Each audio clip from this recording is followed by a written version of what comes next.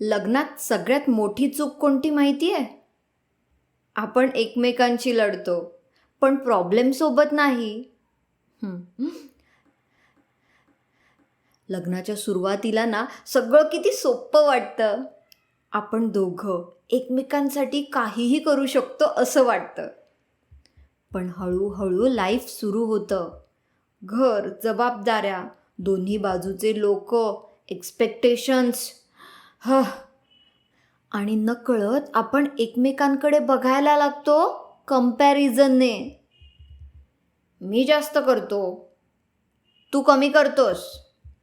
मी इतकं ॲडजस्ट करते, तू कधीच समजून घेत नाहीस. आणि कधी कधी हे सगळं बोललंही जात नाही, पण फील होत राहतं. एकीकडे सासर, एकीकडे माहेर, दोघांनाही सांभाळायचं असतं, कुणालाच दुखवायचं नसतं. पण त्या प्रयत्नात आपण एकमेकांनाच दुखावत राहतो.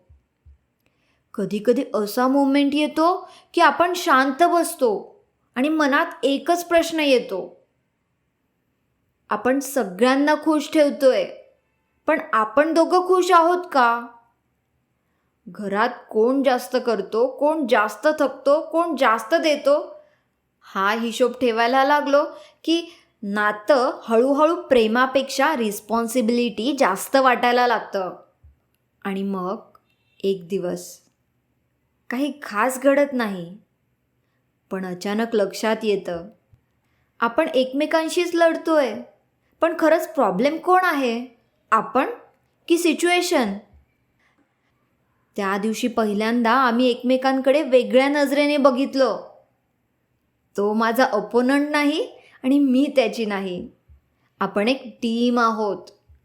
त्या दिवसानंतर सगळं परफेक्ट झालं असं नाही, पण बदललं काय?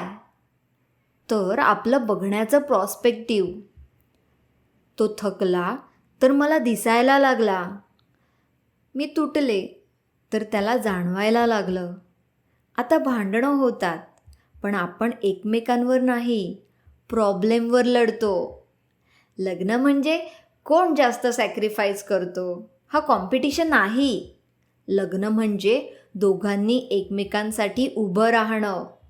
कारण नातं जिंकायचं असेल तर दोघं जिंकले पाहिजेत.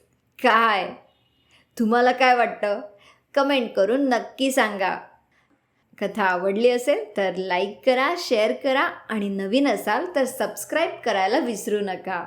हो, लवकरच ही सिरीज संपणार आहे आणि काहीतरी नवीन येणार आहे. तुम्ही रेडी आहात? कमेंट करून नक्की सांगा. काळजी घ्या आणि आनंदात रहा. धन्यवाद.